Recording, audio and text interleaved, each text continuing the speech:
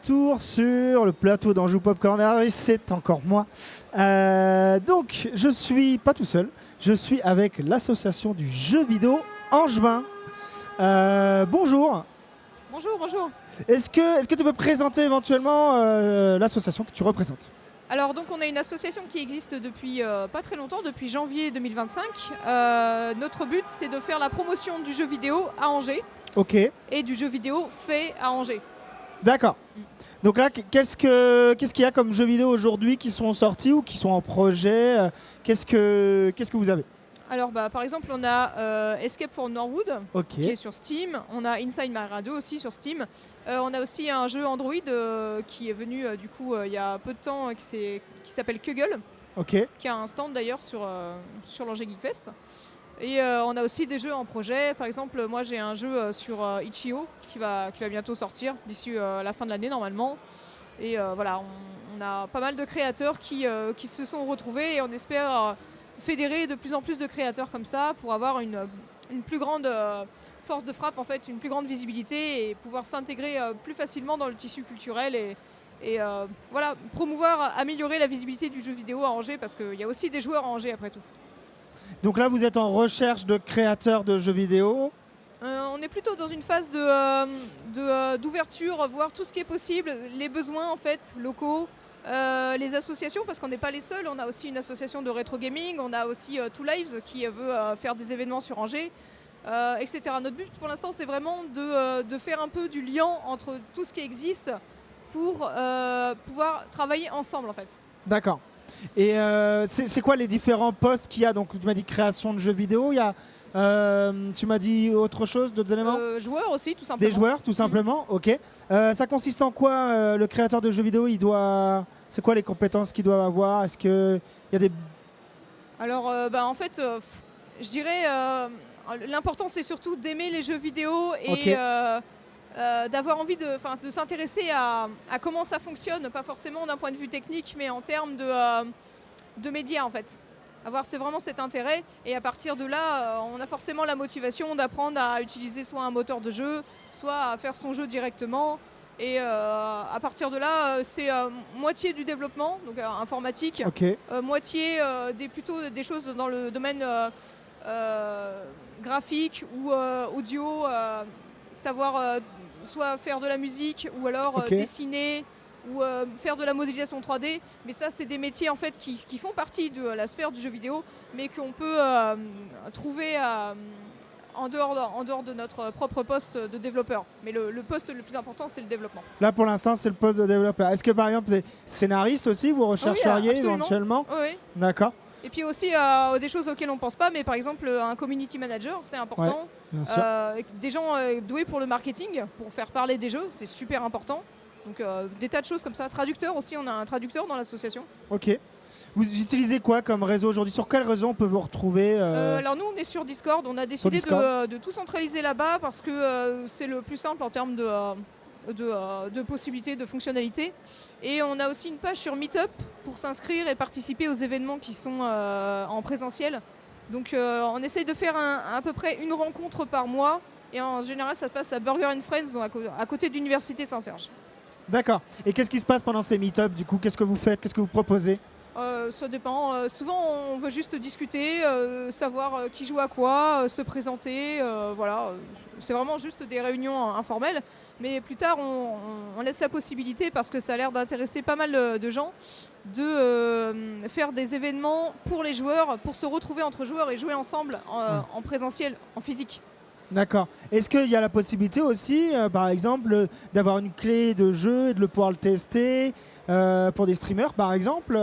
Oui, parce que là, par exemple, sur notre stand, il y a Bout de Barbac, donc Cyril de son vrai nom, qui a voulu faire tester son jeu. Et du coup, on peut jouer à son jeu, c'est Black and White, donc on peut directement aller tester son jeu là-bas si on veut. Quelles sont les prochaines étapes là pour l'assaut que vous aimeriez franchir? Déjà, en fait, c'est bête, mais on veut se redomicilier à la Cité des associations pour avoir plus de possibilités d'un point de vue pratique. Et après, je dirais... en fait, ça va dépendre à peu près, ça va dépendre des gens, de ce qui se passe. On est vraiment en fait au service du jeu vidéo, donc au service des joueurs et des créateurs. Là, pour l'instant, on était très focus sur l'Angers Geek Fest, effectivement, mais après, on a 2 projets. On a un projet de participer à des formations pour la création de jeux, pour faire des initiations avec Two Lives, par exemple. Et on a aussi un projet de Game Jam, je crois, qui est en préparation, mais on est encore en discussion des détails. D'accord. Est-ce que comment elle est arrivée cette asso? Comment vous avez été amené à la créer? À quel moment vous vous êtes dit ok, là c'est bon, il faut absolument qu'on passe le pas et qu'on crée l'asso?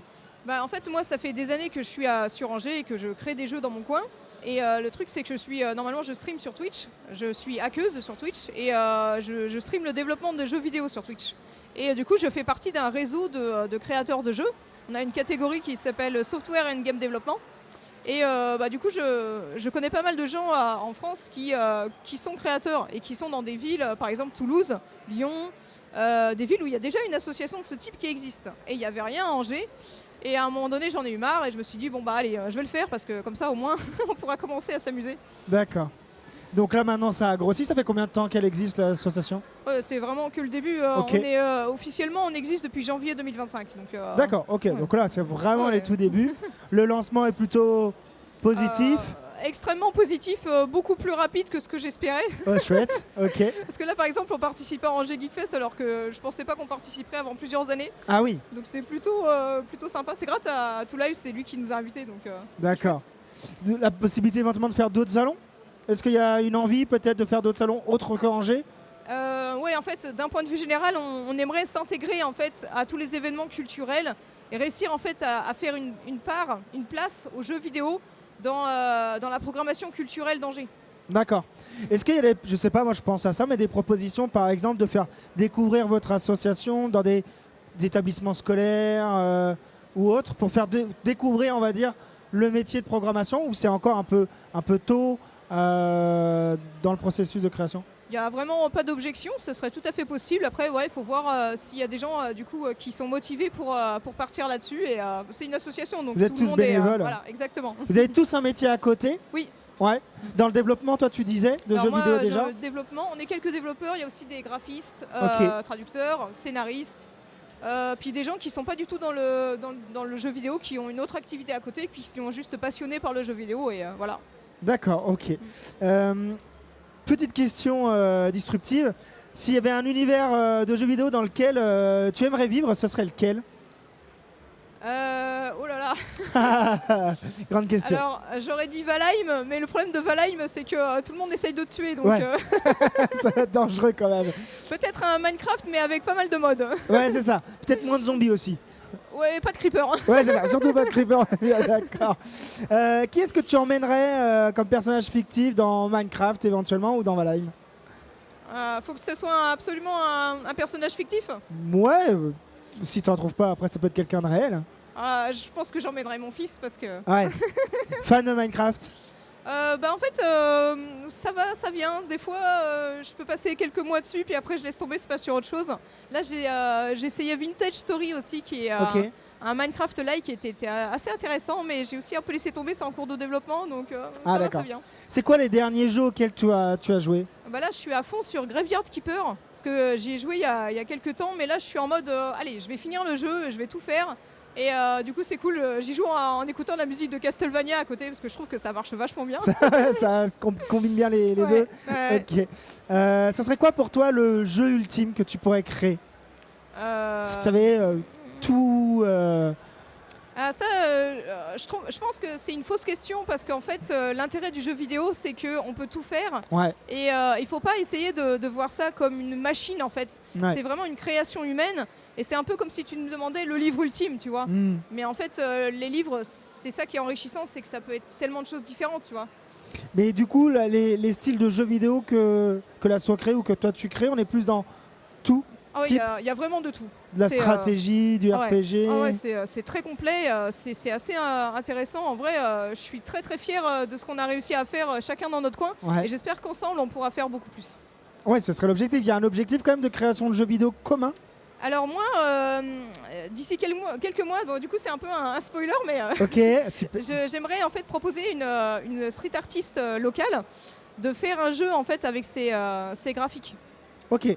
Je sais pas si de temps en temps dans la rue on voit, c'est un chat avec des ailes. D'accord. Et c'est une artiste qui habite pas très loin de chez moi et je vais essayer de trouver comment l'approcher pour lui proposer de faire un jeu et ce serait top. D'accord. Et il y a déjà des petites idées ou pas Non, j'attends vraiment de la rencontrer pour savoir. Pour pouvoir... Ok. Est-ce que, je sais pas moi, il y a des éléments qui vous manquent dans l'association donc tu disais des locaux, éventuellement avec l'association.